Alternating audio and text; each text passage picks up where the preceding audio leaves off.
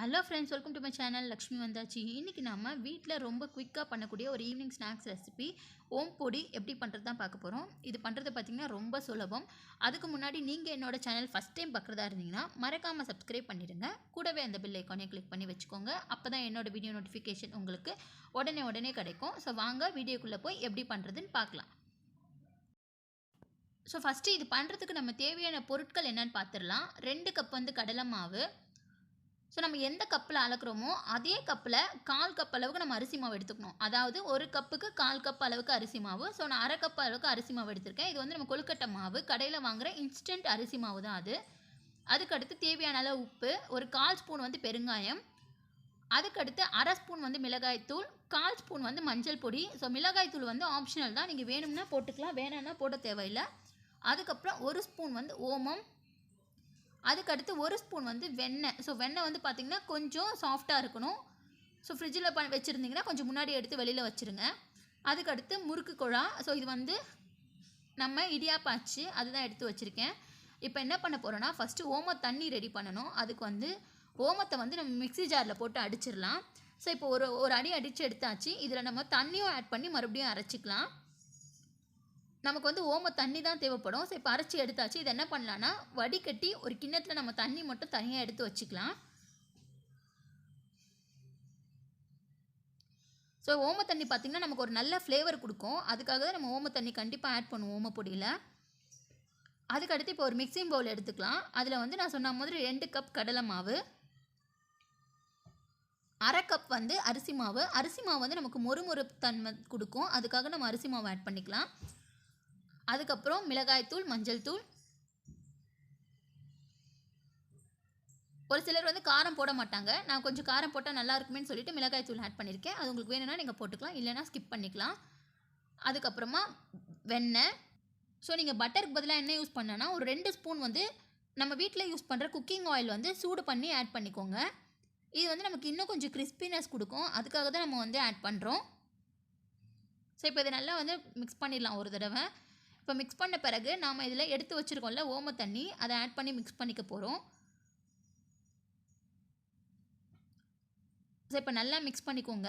இது பார்த்திங்கன்னா எவ்வளோ தண்ணி வேணுமோ நமக்கு ஃபஸ்ட்டு ஓம தண்ணி எல்லாத்தையும் நம்ம சேர்த்து ஆட் பண்ணிவிட்டு, தண்ணி பத்தலை அப்படின்னா நீங்கள் நார்மல் தண்ணி கூட போட்டு ஆட் பண்ணி பிசைஞ்சிக்கலாம். இது ரொம்ப கட்டியாக இருக்கணும்னு அவசியம் கிடையாது. கொஞ்சம் அதாவது கொஞ்சம் சாஃப்டாக இருக்கணும். அந்த அளவுக்கு தான் நம்ம இதை பிசையணும். நம்ம வீட்டு குட்டீஸ்க்கு இந்த மாதிரி நம்ம ஹெல்த்தியானது ஏதாவது செஞ்சு கொடுக்கலாம். நம்ம பேக்கெட்டில் அடைச்சி கொடுக்குற அந்த மாதிரி ஸ்நாக்ஸ் வாங்கி கொடுக்காம, அதே மாதிரி பிஸ்கெட் அந்த மாதிரி எதுவும் வாங்கி கொடுக்கறதுக்கு பதிலாக இந்த மாதிரி நம்ம ஈவினிங்கில் ஸ்நாக்ஸ் செஞ்சு கொடுத்தோம் அப்படின்னா அவங்களும் விரும்பி சாப்பிடுவாங்க. ஸோ இப்போ பாருங்கள், நான் நல்லா மிக்ஸ் பண்ணிட்டேன். இது லைட்டாக இந்த மாதிரி ஒட்டுற மாதிரி தான் இருக்கணும். இதுதான் கரெக்டான ஸ்டேஜ். அப்போ தான் நமக்கு அந்த குழாயில் போட்டு நமக்கு பிழிறதுக்கு வரும். இல்லைனா ஸ்டக் ஆயிரும் அதில். ஸோ முறுக்கு பிழிகிறது எடுத்தாச்சு. இதில் என்ன பண்ணியிருக்கேன்னா, நான் ஆயில் தடவிருக்கேன். இப்போ என்ன பண்ணலன்னா, இந்த மாதிரி கொஞ்சம் எடுத்து உள்ளே வச்சிடலாம். ஆயில் தடவினிங்கன்னா நமக்கு அதில் ஒட்டாமல் இருக்கும். அதுக்காக நம்ம ஆயில் தடவிக்கலாம். இப்போ இதை மூடிட்டு நம்ம சுற்றிட வேண்டியது தான்.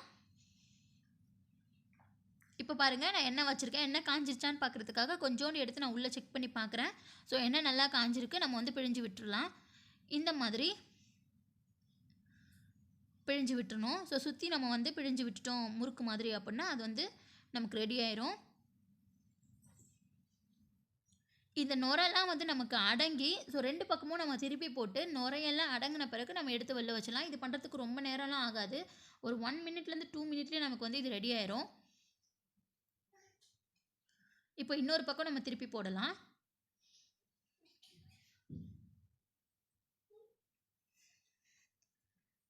அவ்வளோதான். இப்போ பாருங்கள், நமக்கு நுரையெல்லாம் கொஞ்சம் கண்ட்ரோல் ஆகிருக்கு.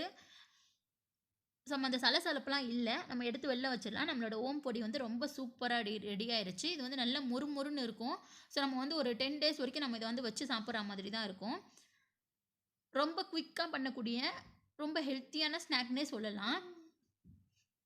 ஓம் பொடி எனக்கு ரொம்ப பிடிக்கும். ஸோ நம்ம பேக்கரியில் தான் இதெல்லாம் வாங்கி சாப்பிட்ருந்துருப்போம் சின்ன வயசில் இருக்கும்போது. பட் நம்மளே வீட்டில் செஞ்சு கூட நம்ம குழந்தைங்களுக்கு கொடுக்கலாம். இந்த வீடியோ கண்டிப்பாக உங்களுக்கு பிடிச்சிருக்கும்னு நினைக்கிறேன். பிடிச்சிருந்தா நீங்களும் வீட்டில் ட்ரை பண்ணி பார்த்துட்டு உங்களோட கமெண்ட்ஸை எனக்கு கொடுங்க.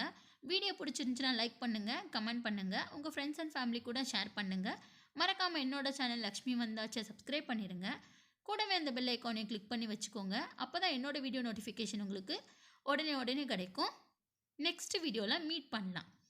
பாய்.